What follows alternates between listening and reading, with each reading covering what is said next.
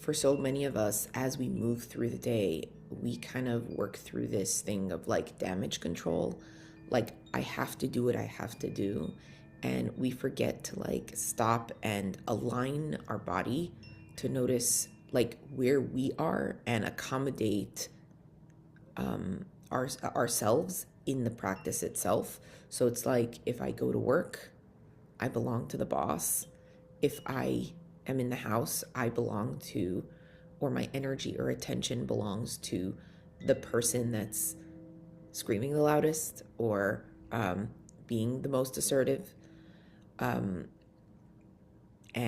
in our own urges, a lot of times we will listen to the thing that is, again, the most assertive.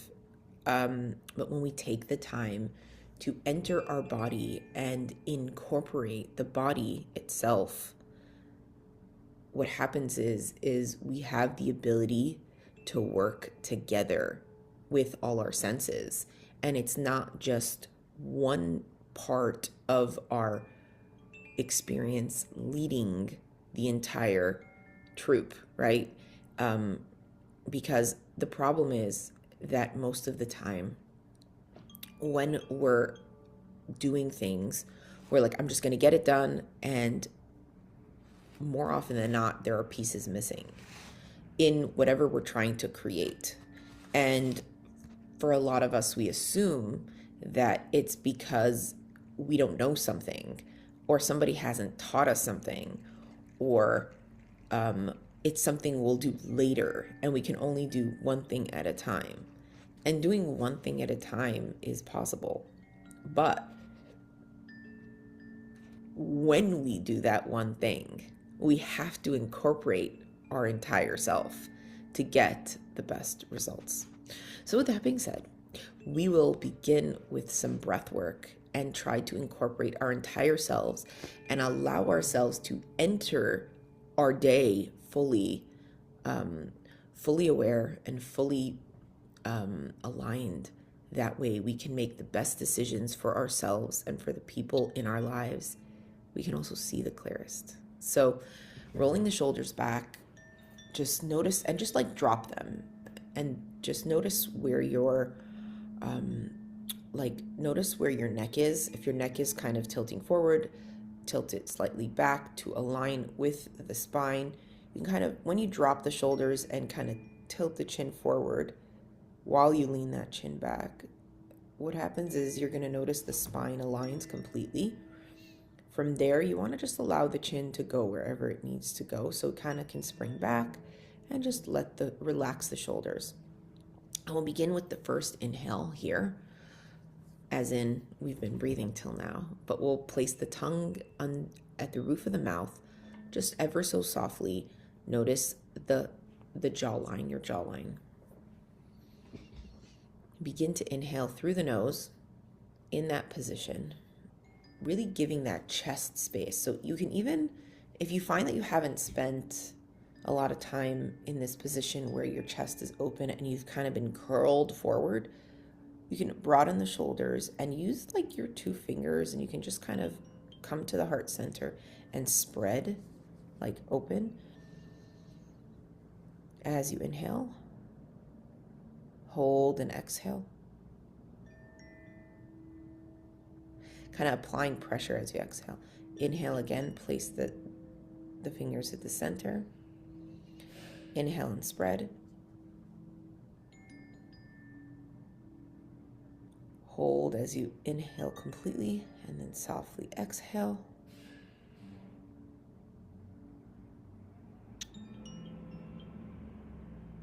We're going to try this a few more times.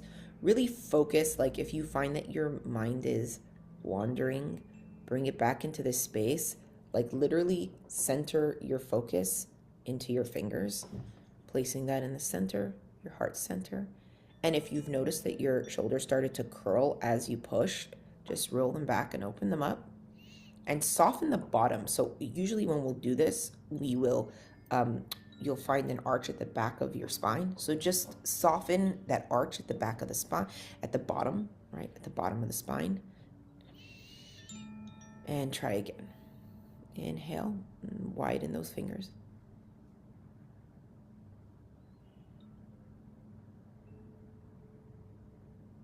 Allow yourself to inhale fully and then softly exhale here.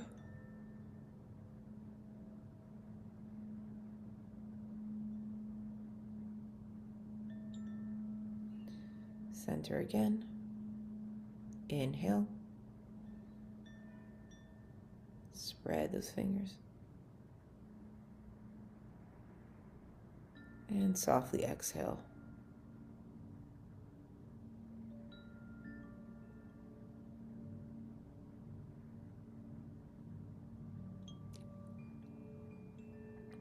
Inhale again.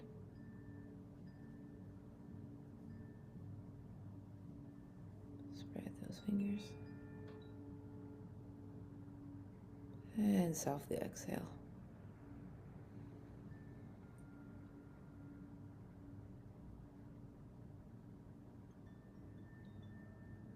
And just take a couple breaths here, really bringing yourself into that heart center.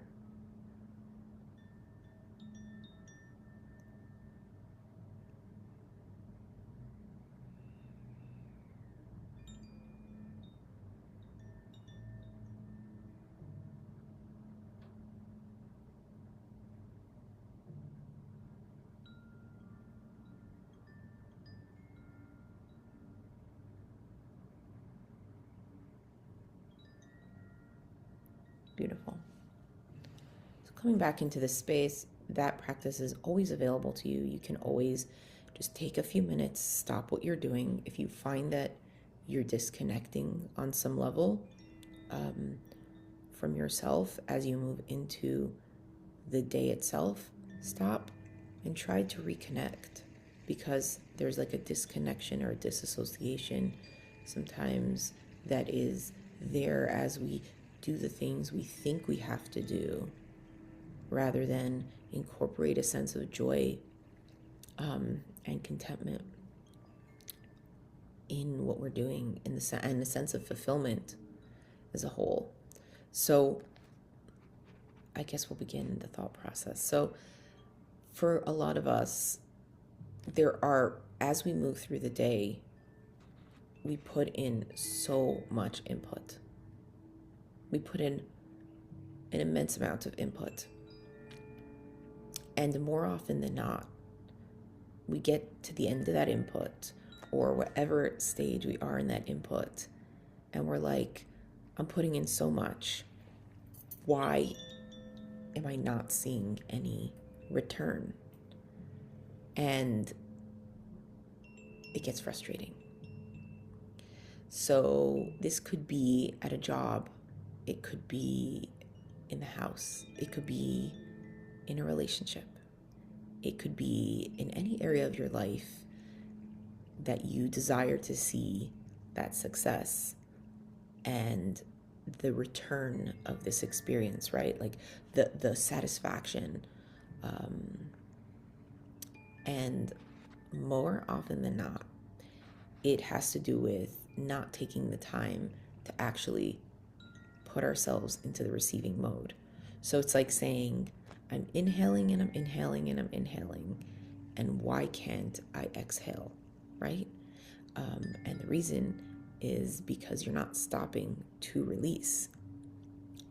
In the cycle of input and then feedback or a receptiveness, if you're giving and giving and giving, that is one frequency. But to feel the return, that is a completely different frequency. And we've talked about this before. Just notice in your life, notice if there is an area that you tell yourself, I'm giving and I'm not receiving, and I don't see the feedback.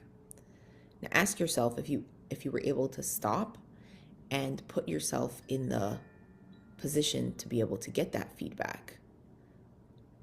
More often than not, we haven't taken that time to consider taking that time. So one of the things that kind of go through our head is, I only want to receive if it's a very specific way. if I can't have it the way I want it, then I'm not taking it at all, and I'll just continue to put myself in that giving space. So we have to realize and understand that, first of all, you have to shift this frequency to the receiving. Second of all, like the example with the cake or what you've buried in a ground in the sense of planted, right? You kind of dig this thing up, you put it in the ground, and you seal it and you water it. You have to trust that what's going to grow is going to be what you have developed, what you have put in there. It's impossible for something else to come out. And if you're seeing things that you don't like, more often than not, it is something that you've planted. And that is really, really powerful, because when it comes to our thought process, or the way we think about things, or the way we perceive and experience, what we'll see in return is usually the things we've planted. So notice, really, really notice what those things are, because a lot of times we'll blame other people for not being able to love us a certain way. We'll blame, we'll blame different things. But at the end of the day, if we sit back and look at the input that we put in, or the details that we focused on to develop whatever it was that we're trying to develop, more often than not, we were looking for shortcuts, or we weren't fully aware of our entire self. We usually kind of prioritize our ego, like satisfying our ego, rather than our nefesh, or our spirit, our real contentment.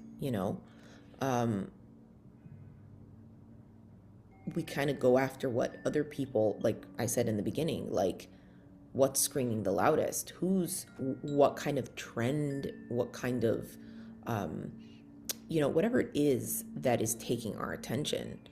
A simple example for me was, yesterday I was on my phone and I got to the point where my phone died. And it happened to me recently twice, where I was on the phone, as in just kind of doing stuff, and the phone died. And it was pretty alarming to me, because that hasn't ever happened to me.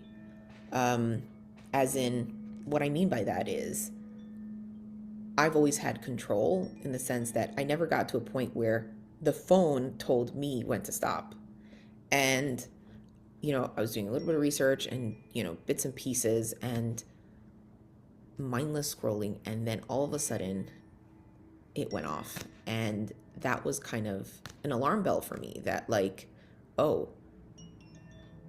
more often than not, we kind of pick up on a habit. And I was like, okay, I've noticed that this is taking my attention. But the question is, and it feels productive, right? Because a lot of times the thing that sucks us in is like an educational or motivational or a curiosity in an area that we are kind of curious about, right? So, and we tell ourselves we're doing real things, which it is possible that we are. But the alarm bell for me was the fact that it wasn't me that decided when I'm coming off that phone. It died. And that was already, I was like, okay, it's a new kind of, it's a new level, right? And so the thing is that we can look at it and say, oh, it's not a big deal. But for a practice that I'm trying to practice for myself is trying to kind of structure my day and hold myself accountable for certain things. To get to that point, doesn't matter where my phone was, but the fact that it shut off on me means that it is in control and I'm not in control. And that was kind of just really healthy insight. So in our life, looking at little details and bigger details, it's where do we have power over certain things and where do other things have power over us? As we curate the things in our life, are we going by what we need or by what an external circumstance is dictating to us? And it's really important to notice this because even when it's the input and the output, right? I could, part of me in that kind of situation is like, oh, there's so much more I need to learn. There's so much more I need to teach. Whatever it is that I need, I need to write another book. The world needs more information. My brain kind of goes to that place of like, something else needs something of me, and I am responsible to provide it.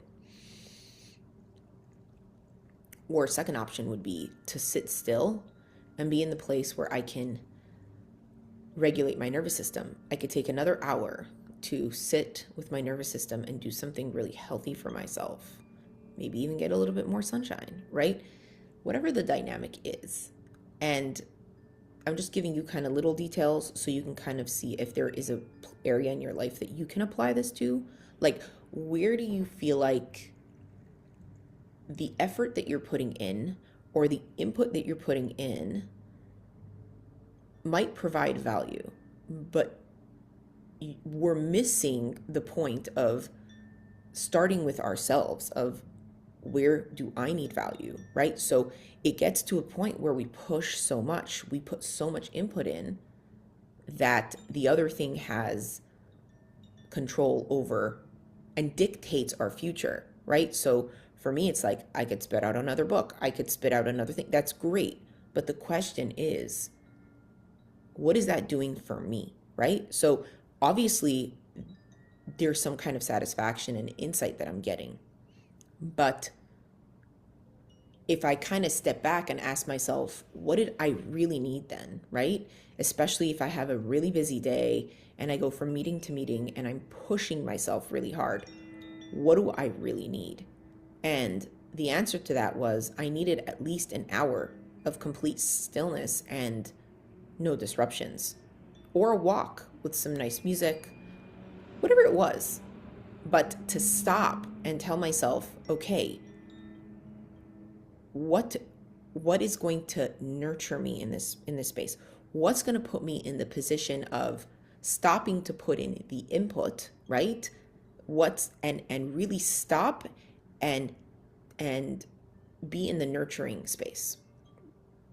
Where this comes in really important is when we think about Shabbos, when we come into this part of the day and this part of the week. Shabbos is a manifestation of what we've built through the week. And on busy weeks, you get to Shabbos, I can get to Shabbos and feel just exhausted. But if we think about this kind of input-output positioning, Shabbos should be that place where we are completely still and feel rested and feel and allow ourselves to take in and feel that nurturing. So just notice in your life where it is that you might find yourself extending yourself in different spaces. And if nothing comes to mind now, that's fine. But as you kind of enter your day, you can ask yourself these questions. Just ask yourself as you kind of move through the tasks. If I'm on the phone while I'm cooking, if I'm, whatever it is, eating and, I don't know, waiting for something to come out of the oven. Like, just ask yourself when you're doing two things at once, how much of myself is present? How much of this is helping my nervous system, right? And especially in a world where also people demand a lot of us, we are in a place where there's these external demands, and we look at people maybe that are in much harder positions than we are, and we tell ourselves, well, I must help because those other people need me, right? yes, that might be really, really important, but ask yourself if you're in a position where you're compromising your own nervous system. And if you're compromising your own nervous system, at that point, you need to stop and reroute. Meaning, I'm not saying don't be available, but prioritize your nervous system first, because if that falls apart, we end up in the position of what I opened with, where we're like, I give and give and give, and I don't get anything in return. So when we're in a position where we understand how important this is, and we take the time to step back and focus on our nervous system and focus on incorporating all our senses into something, right? So you do one thing at a time, right? But you do it with a whole body, a full intention, a full alignment, right? You kind of consult yourself as you move through it. In the beginning, it might seem difficult because there are parts of you that you've neglected for a long time. So you might move a little bit slower, and that's okay. But as we get used to bringing our intuition, the B'nai Sarah, it's not magic. When we find other people with a deeper intuition, it's not that they know more than us or are better than us or more spiritual than us, or it has nothing to do with that. It has to do with they've taken the time to coordinate, putting all their senses together and making decisions from that and acting from that space. Because at that point, we're intuitive enough to understand that we'll also be able to receive, right? And we're not going into these false receptors when we're in the receiving mode. Really simple one could be, why do you think people like you? You know? And if you think, if any of your answers have to do with the way you look or your status, more often than not, you've completely neglected that interior.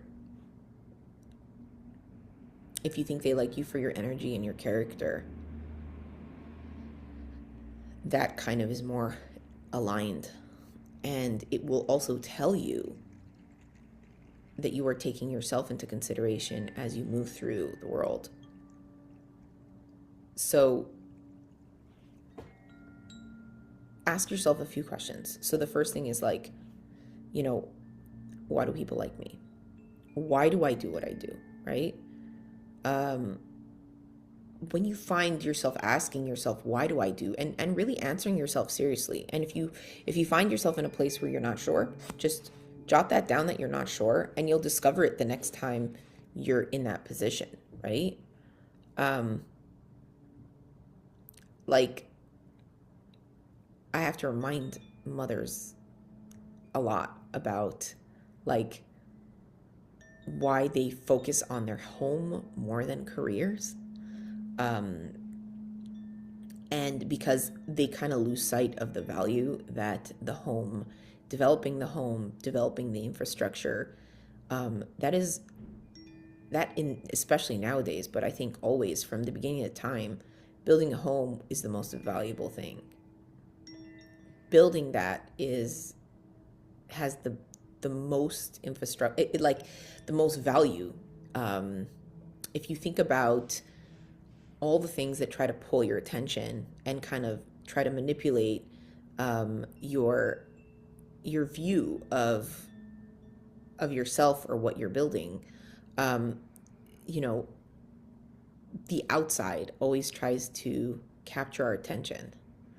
And sometimes it kind of, again, manipulates us to thinking that by doing X, Y, or Z, we'll be happier, or it will bring us more happiness inside, right? Now, there's always a balance, right? If you're creative or you need to work, that's fine. I'm not knocking that. But don't devalue the work that you're doing. When you take that time to fully embrace the practice if it's cooking, cleaning, nurturing a child, spending time with a partner, every single one of these things are so high on the value chart. But when we take the time to simplify, we will understand how it can nurture us, right? So it's not just, oh, I give to my partner, I give to the house. When you're constantly in that giving mode, you won't be able to feel as much satisfaction as if you also take the time to just allow the things in your life to give back. And this is kind of the concept of even like interior design, because like form follows function. So if a house is set up a certain way, you should enjoy the flow. The people that come into your house should be able to understand your look and feel and the structure and the flow naturally. If they see chairs around the table, they know that a table is meant to sit around. If there are couches and a coffee table, a mug can go on the coffee table, right? There's a natural flow. There's books, there's different things that kind of help us read, right? You see a bed is meant to sleep on. But a bed is in a bedroom, right? So there's a flow, and that form will follow function. And if it's set up correctly, you will enjoy the space, right? And that's the point. When people are frustrated with their space, a lot of times they're just neglecting the practicalities. They're neglecting the basics because they're trying to achieve a certain aesthetic without incorporating the people that live in the house. So the same really goes for ourselves. When we're building ourselves and nurturing ourselves, we have to take into consideration the people, which is all of our emotions, all of our senses, right? As we move through the space. And this is really important because, again, back to that component, when we talk about the infrastructure of who we are, a lot of times we will focus on the thing that's screaming the loudest. And sometimes that's an emotion, right? And it'll be like, and it'll be something that's on repeat, right? If it's this concept of feeling sorry for yourself or feeling a little bit of victimhood or failure, whatever that is, right? Being like, I can't lose these pounds or whatever it is, right? We've kind of leaned into this space that we follow that into our life blindly, rather than saying, okay, this is the part that's struggling. Let me get some reinforcements from the rest of my body. And sometimes by building schedule and building structure and building routine, we will fortify the experience in itself. And by including our entire selves, we will have what it takes to kind of achieve whatever that goal is. Besides for that, when we get to that space where it's all set up, there's this sense of automation, right? So like when you build a house, I'm saying when you build a interior design, there's an automation that happens. And the automation is that when you walk into the room, if it's a dining room, there's chairs, there's tables, right? You're serving dinner. Everybody gathers around and sits and knows that what's happening. And week after week, you don't need to, if you think about it, when you're serving dinner to children, for example, you have to kind of routinely get them to sit around a room, right? And then after a while, people kind of get into routine and get into the habit. And after a while, it's like, it happens like clockwork. And then it works the same way with cleanup, right? We teach people how to clean up, and at first they might resist, but they understand that if they want to eat, they're going to have to contribute. So it works the same with our body. It takes some time to automate, but once we automate, we will enjoy it. We will enjoy the fruits of our labor, and that's where the enjoyment comes in. But if we only focus on the thing that wants to be undisciplined in our character, we will be miserable.